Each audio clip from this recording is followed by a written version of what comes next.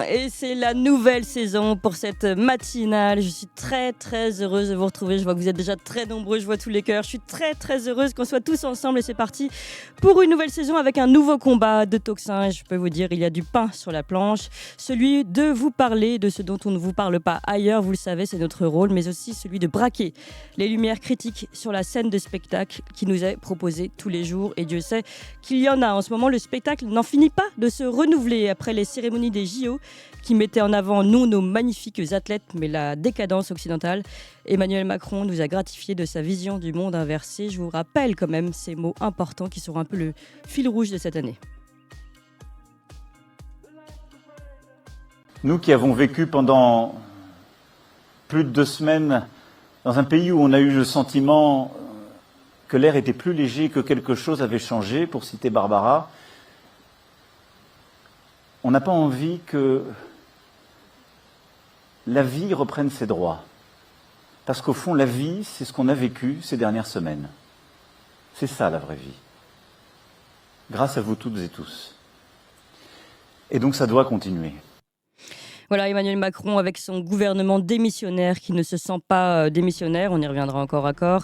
Les jeux offerts aux gueux qu'il prend pour la vraie vie et la vraie vie qu'il repousse aux oubliettes. Emmanuel Macron aimerait qu'on répète après lui que l'air est plus léger, que quelque chose a changé. Nous avons donc choisi de rappeler les quelques éléments ni légers ni changés qui se sont déroulés pendant ou à la suite des grands jeux de Jupiter 1er. D'abord l'écart emportant les migrants et SDF au-delà de la région Île-de-France.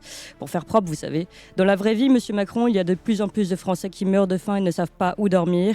Je rappelle qu'à cette rentrée, plus de 2000 enfants sont à la rue, une hausse de 120% en 4 ans, selon le baromètre de la Fédération des acteurs de la solidarité. Concernant les migrants illégaux disparus de la Seine surprotégée des JO, eh bien, le rapport Frontex de mars dernier raconte une explosion de 541% de l'immigration illégale en Europe en un an.